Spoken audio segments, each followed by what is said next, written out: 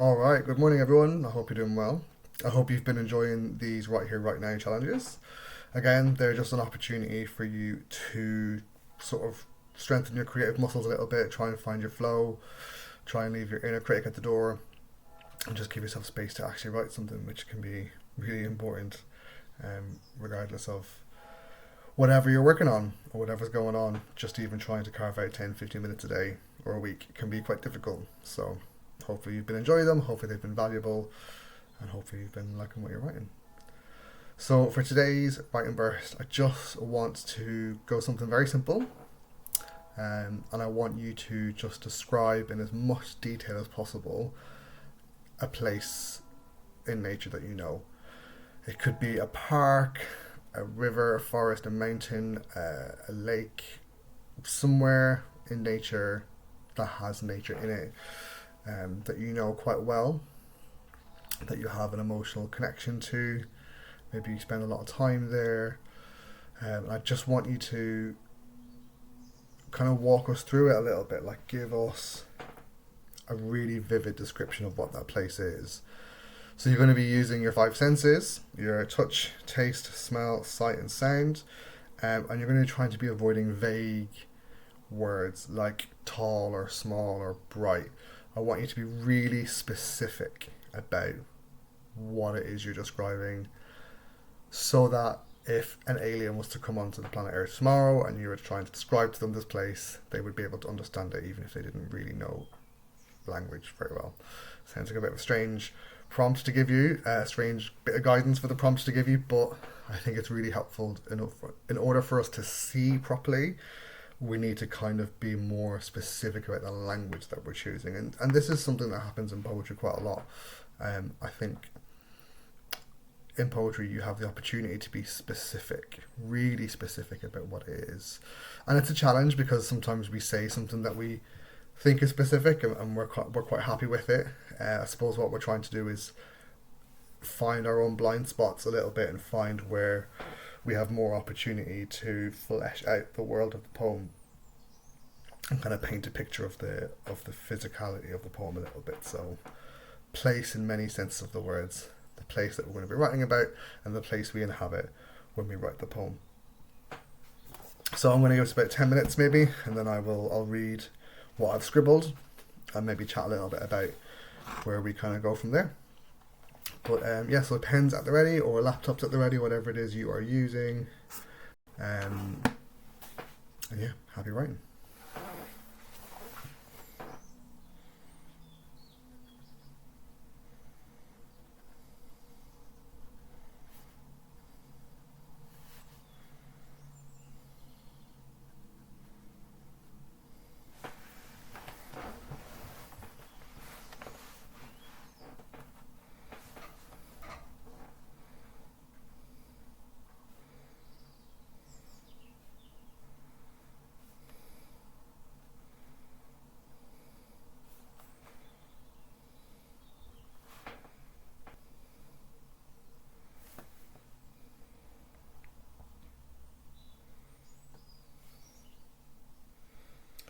Already I'm starting to think about how I'm approaching this.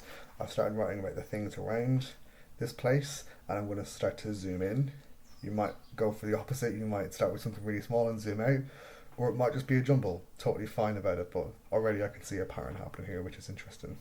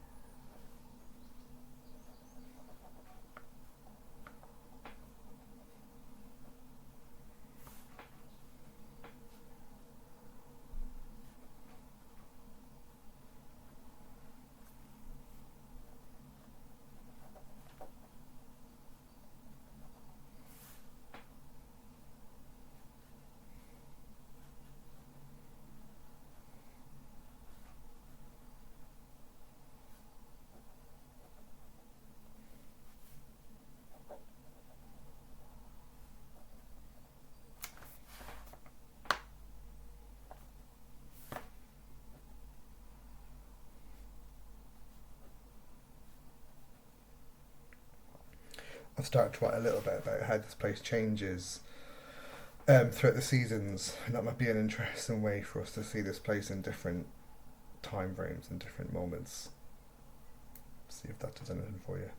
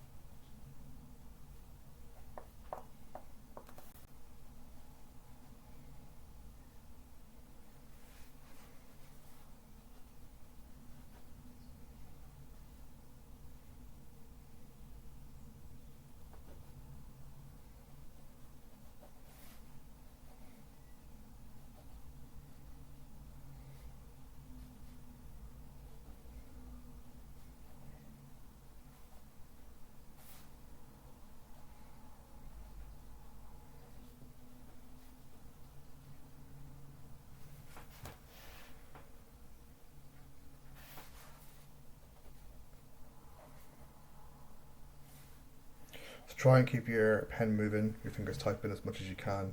It's quite difficult, obviously, but just allow yourself to try and find that flow a little bit.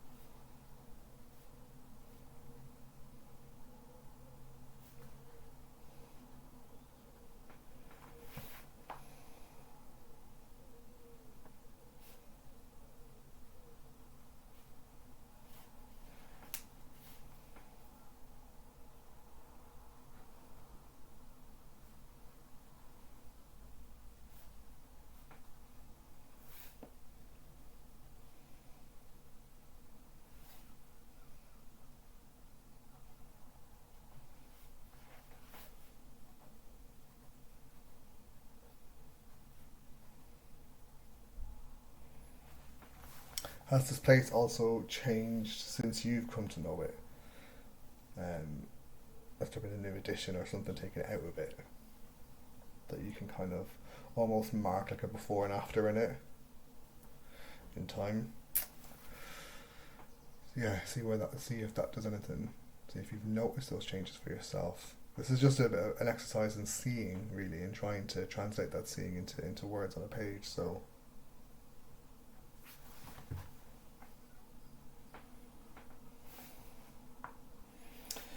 do you, do you use the space in a particular way? Do you walk around it, maybe before work or after work? Is it somewhere along your commute? Is it somewhere you go on special occasions like anniversaries or um, things like that? Who do you go there with? Do you bring pets, friends, family? Um, yeah, what is the space? How is the space maybe seeing you as much as you're seeing it? What kind of patterns might be there?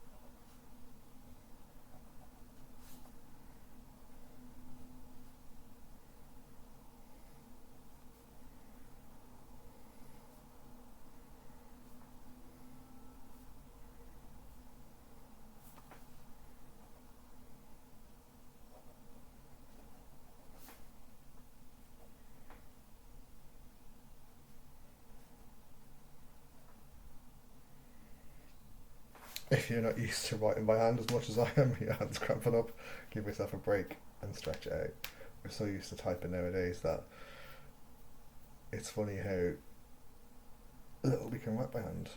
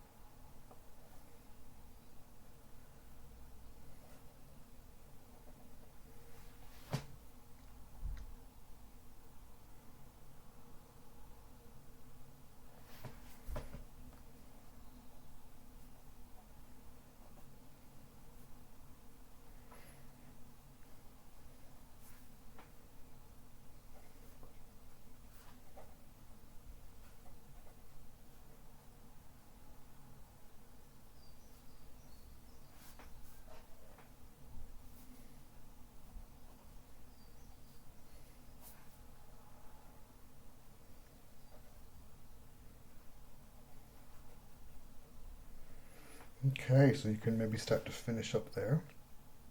Finish your sentence, finish your thought, and come back to it maybe at some point.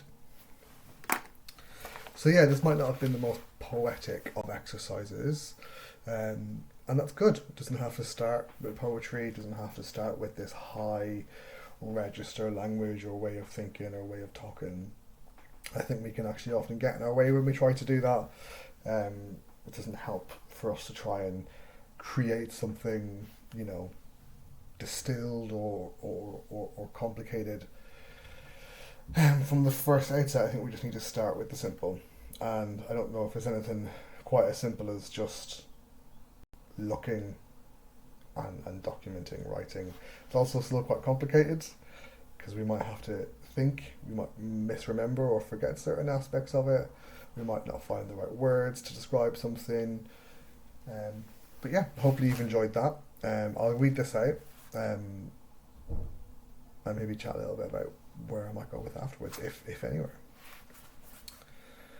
It is a park nestled between the large, busy suburban streets, lined across the street with terraced houses that sit almost like watchdogs.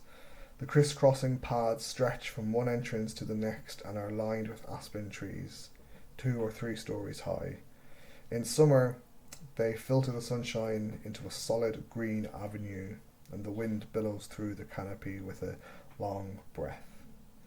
In winter, the bare branches reach towards marble-clouded skies like spears trying to pierce it for thirst.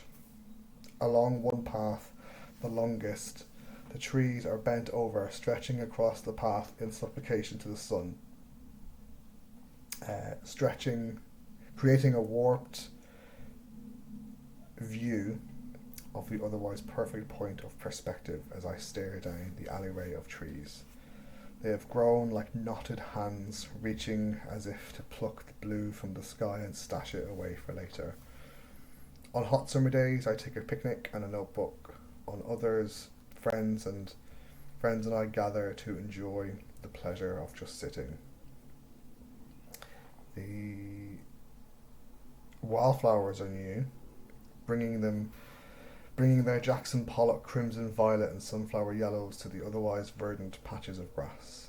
It takes just long enough to break a sweat during a brisk walk around, a little moment of me before the day starts or as it ends.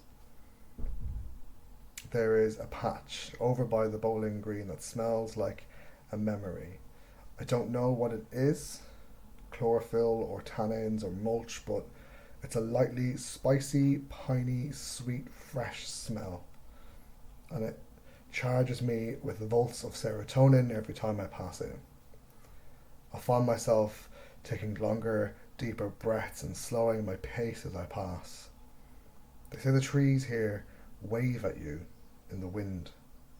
It feels like they're saying hello, like I'm being welcomed back, like they're unburdening me from the heaviness and helping me carry it home. So yeah, it's just, a pretty basic description of somewhere. You might recognise this place. That would be interesting. I'd like to hear if you do. And it was interesting, I kind of forgotten about all these little areas of it. I was just thinking about it really generally and the layout of it and the sort of structure of it. And then I started to remember, oh yeah, the trees kind of tilt this way and there's this little patch over here that always smells really nice. And oh yeah, the wildflowers over there, they're new and they're always really colourful. And then I remembered why it's called that park, the name of it. And I thought that was really interesting, and just kind of following that thread of the trees waving. Okay, what does it mean to wave? To say hello or goodbye. So them kind of welcoming me in and trying to inject some of that emotionality to it a little bit by saying that they unburden me, they help me. It's a nice thing for me to do because I feel better after it, right? You might have had somewhere that you write about that maybe was difficult emotions. Who knows? I'd love to read what you've written. So pop it in the comments or send it on to the WoW team. But yeah, hopefully that's been useful. Hopefully, you can now find space to start to find that gold, that poetry, that high register, or whatever it is, what to call it, and start to stitch it in. Maybe once you've written this, the stream of conscious, very sort of automatic text on the page.